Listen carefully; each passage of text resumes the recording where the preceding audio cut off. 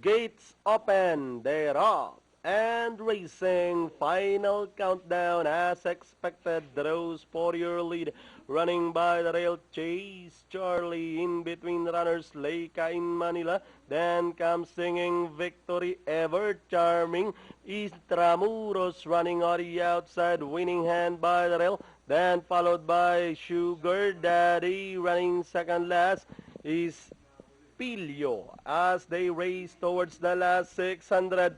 We have three runners now parting it out for the lead. Final countdown. Leica in Manila is singing victory, racing in third. Then racing in fourth, Chase Charlie. Moving up is Intramuros. Winning head, Sugar Daddy, Pilio.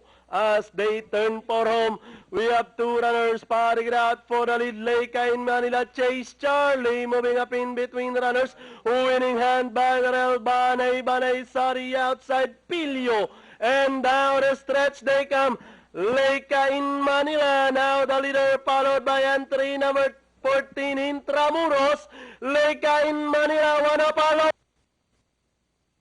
2 lengths, and finally Leica in Manila, Intramuros. Then comes number 10. Final countdown. Yado na naman.